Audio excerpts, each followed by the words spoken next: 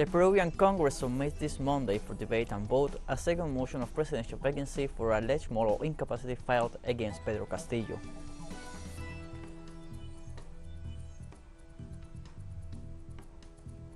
The Kremlin expressed concern regarding the latest statement by U.S. President Joe Biden on his Russian counterpart Vladimir Putin.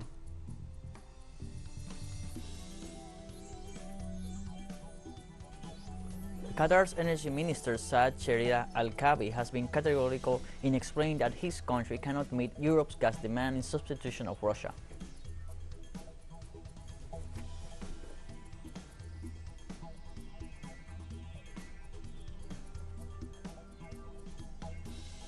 Hello, welcome to From the South. I'm Luis Alberto Matos from the Telesur Studios in Havana, Cuba. We begin with the news. On Monday, the Peruvian Congress will debate and vote a second motion to remove President Pedro Castillo from office, alleging moral incapacity. During the debate, the Peruvian president will have the right to defend himself and address the charges against him for alleged corruption and incompetence for appointing unsuitable ministers. This is the second motion of vacancy introduced against Castillo and his administration. The first one was last November 25th and was also put forward by right-wing sectors. The International Commission on Human Rights of the Organization of American States showed its concern, pointing out that this motion lacks objectivity, while the community of Latin American and Caribbean states expressed its solidarity with Castillo and urged to respect the will of the people.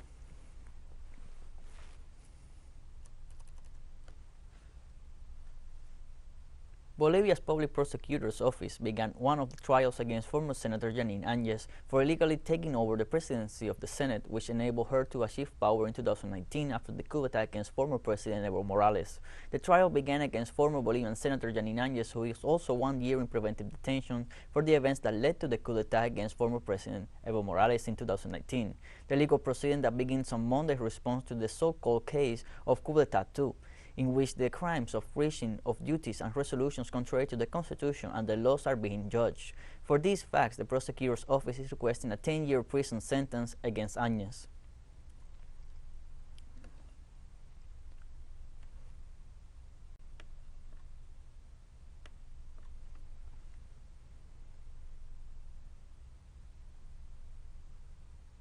The final results offered by the Electoral Court of Uruguay to derogate 135 articles of the Law of Urgent Consideration have made evident the electoral parity that exists at the present moment in that South American nation.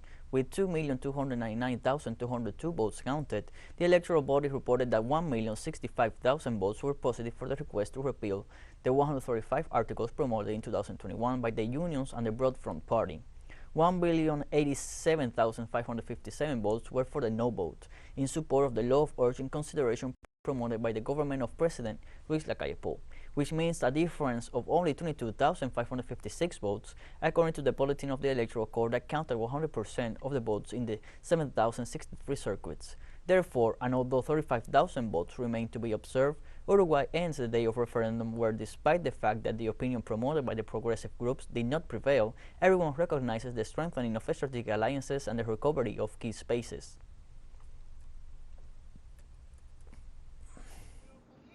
But we were able to coexist with each other because we have clear convictions.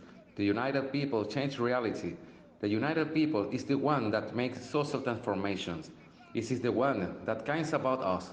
It is the one that fights every day for transform society. As Elvia said, here is not the leadership of the campaign. Here as well as you are, we're fighters and fighting every day, trying to change the reality that this government does not understand, and that is that the workers every day earn less. The prices are getting more and more expensive. The pensions are decreasing, and the people do not have access to service.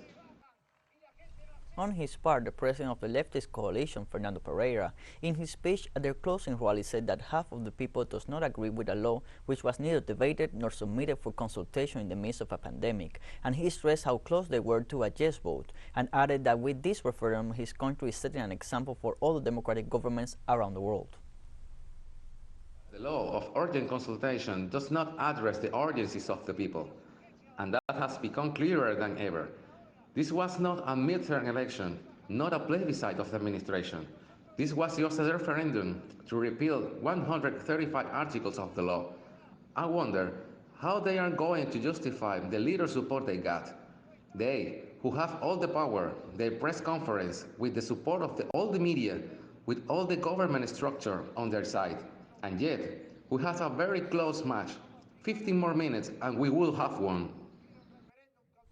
And in El Salvador, this weekend has been the most violent in that country over the last 20 years. As of 7 p.m. local time on Sunday, the police reported 86 violent deaths in just 3 days. President Nayib Bukele and his cabinet, after Congress approved a state of emergency decree, have declared war on gangs. Meanwhile, human rights organizations are expressing concern. In the last 48 hours, there have been several police raids. The police, the military, and even Minister of Justice and Public Security Gustavo Villatoro have been deployed to the most violent areas of the country, where law enforcement reports 516 arrests till Sunday night. El Salvador has experienced its most violent days for the last 2 decades, sparking an immediate reaction from the executive, which has been criticized by several civic authorities, who argue that since the signing of the peace agreements in 1992, such a broad and general suspensions of civil rights and guarantees had not been enforced. They also claim that there has been a significant number of cases of police abuse during the weekend raids. However, the administration has reiterated that it will continue with their present strategy.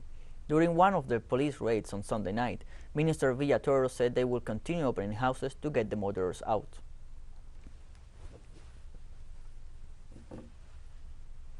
They mess with the wrong government and with the wrong president. For our security cabinet, the people are the center of our policies. No matter how much time we may need to stay away, how many kilometers we may need to walk, how many houses we will have to open to get these cowards murderer of our people out of their homes. We have a firm commitment to continuing hitting this criminal structure, and this does not end with this conference. We are going to continue until they manage of dismantling the command of this criminal structure, and that they get the message. Either you learn to live in society, or we are going to go after you. And now, with the exceptional status, we have all the tools, both technical and legal, to go to get them out of wherever they may be. Let's take a short break now. Join us again for this.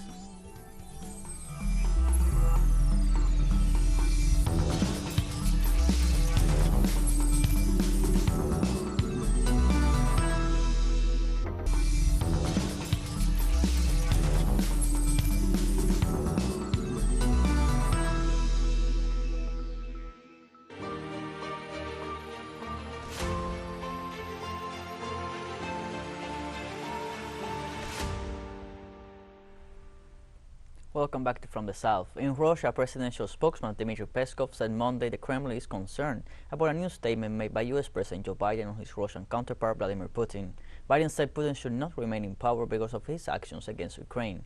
Therefore, said Peskov, such a statement is cause of alarm, and he said that Moscow will continue to carefully study any future statements by President Biden. Because of this, the Russian foreign minister told U.S. Ambassador to Russia John Sullivan that the unfortunate statement by the U.S. president could cause diplomatic relations between the two nations to be severed.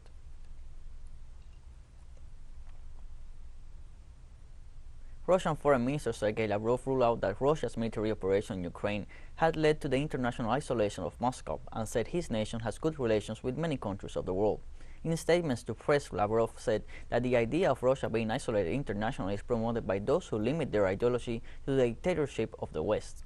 Lavrov added that over 500 years of Western dominations are coming to an end, and that a new era of a multipolar world order is taking shape. The top diplomat said his country has many partners in Asia and in the Pacific region, as well as in Africa and Latin America, with whom it maintains good relations.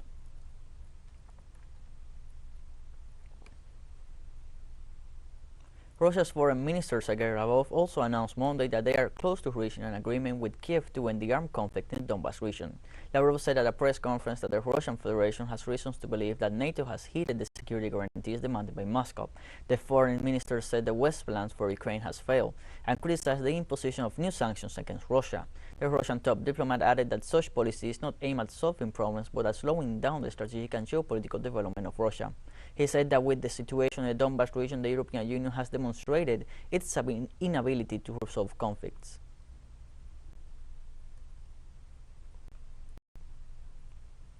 And this Monday, the Russian delegation arrived in Istanbul ahead of peace negotiations between Russia and Ukraine in Turkey.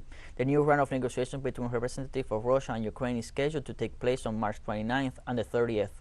The head of the Russian delegation, Vladimir Medinsky, said the new meeting was agreed this Sunday during video conference meeting with the Ukrainian delegation. Since February 28th, Moscow and Kiev have held negotiations on the conflict in Ukraine both in face-to-face format in Belarus and by video conference. Ukraine's President Volodymyr Zelensky said Kiev negotiators are studying Russia's demand for Ukrainian neutrality, which Kiev had previously rejected.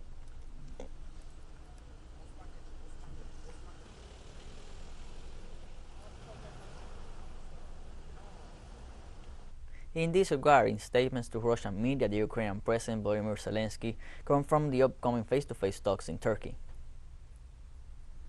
A new round of negotiation is coming because they are truly aiming for peace without delay, as was informed.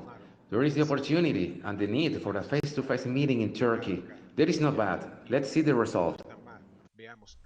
The government of Spain announced on Monday a plan of 16 billion euros to address the current energy crisis in the country. The president of the Spanish government, Pedro Sánchez, submitted Monday a set of measures that make up the so-called World Response Shock Plan, which seeks to protect the most vulnerable sectors of the population from the economic impact of the ongoing conflict in Ukraine. The plan is expected to be approved by the Council of Ministers on Tuesday. The proposed measures will come into force March 30th through June, and they include lowering prices, providing aid to transporters, farmers, and stock breeders, among other measures concerning cybersecurity and energy.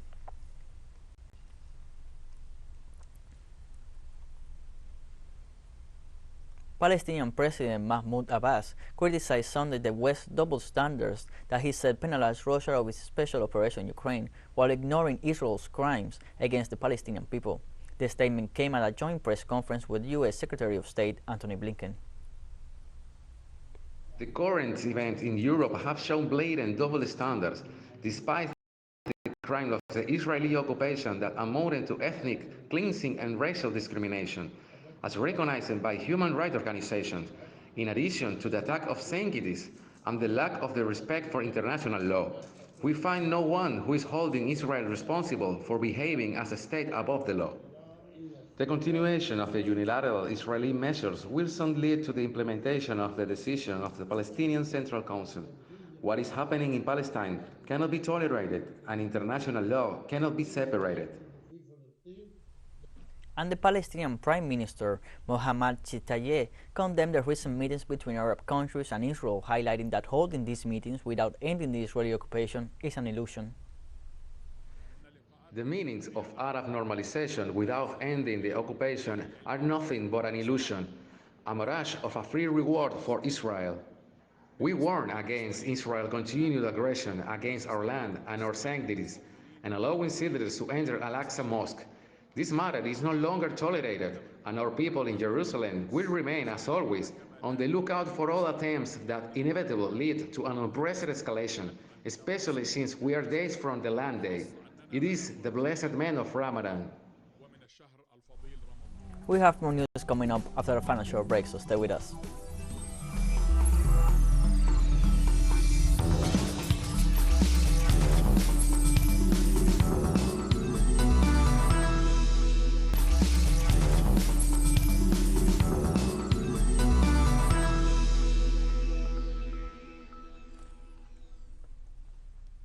Welcome back to From the South. Qatar's Energy Minister Saad Cherif Al-Kaabi has been categorically explained that his country cannot meet Europe's gas demand in substitution of Russia's, a request that has even made to him by Ukrainian President Volodymyr Zelensky. Other European officials more knowledgeable about the energy situation have initiated contacts with the Asian nation, where they are dealing with medium and long-term plans. During his intervention in the Doha Forum, the high official was asked by a U.S. media about the opportunities for Qatar to take over the European gas markets, as it is known after Washington and its Western allies decided a series of measures against Moscow. The day after the Russian military operation started in Ukraine, the energy sector all over Europe is registering worries and affectations on energy supply, as well as an excessive increase in gas and electricity prices. Recently, the German Minister of Economy, Robert Habeck, reached an agreement in Doha to alleviate the situation in the future, because his country is the biggest consumer of Russian gas in the world. However, despite the good relationship and the interest of the Qatari government, Minister Al-Kabi acknowledged that his country cannot replace Russia, either in the short term or individually, but instead it will be necessary to partner with other countries and companies around the world.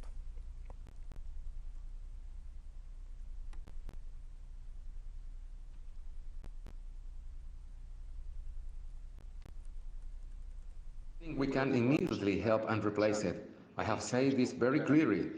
The volume we are talking about is 30 or 40% of gas from Russia to Europe, and this is something which cannot be replaced overnight. It takes time. Millions of workers began a nationwide two-day strike across India on Monday to express their anger at the government's economic policies and to back demands for improved rights for industrial workers, employees, and farmers. About a dozen of the country's labor unions organized the strike.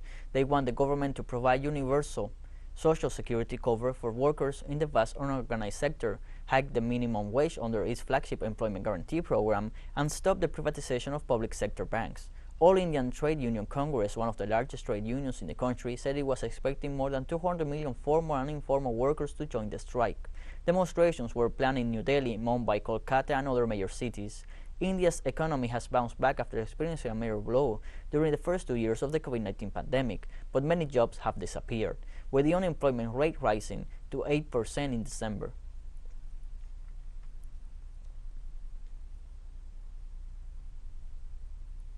Chinese Foreign Minister Wang Yi will share the third meeting of foreign ministers of Afghanistan's neighboring countries in the Anhui province on March 30th through the 31st. The Chinese Foreign Minister said his Afghan counterpart has invited them to participate at the meeting, to be attended by the Foreign Minister of Pakistan, Iran, Russia, Tajikistan, Turkmenistan, and Uzbekistan. They also said that at the meeting, Beijing hopes to promote a greater consensus on Afghan issues and discuss the plan of the neighboring countries aimed at achieving stability in the country, which is facing a humanitarian crisis resulting from 20 years of a war promoted by the United States. In this regard, China urged the United States to take responsibility for the economic reconstruction of Afghanistan and called on the international community to provide more support to the Afghan people.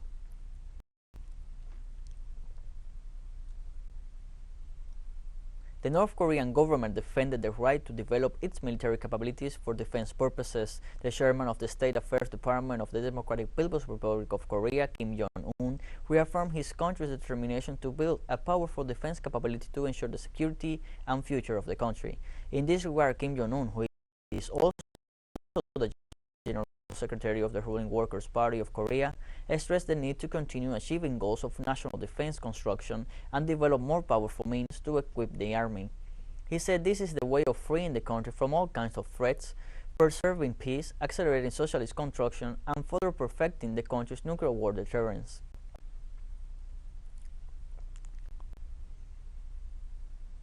Djibouti's President Ismail Omar Guelleh met Ethiopian Prime Minister Abiy Ahmed in Addis Ababa. On Sunday, Djibouti President landed in Addis Ababa for a Tuesday state visit in Ethiopia. Prime Minister Abiy Ahmed received him at the Bole International Airport and announced the welcoming on his Twitter page shortly after Guelleh's arrival.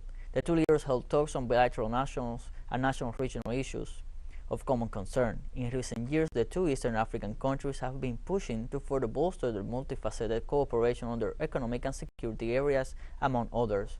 Earlier this month, the defense chiefs of Ethiopia and Djibouti reached an agreement to work on security, education, training, and peacekeeping jointly.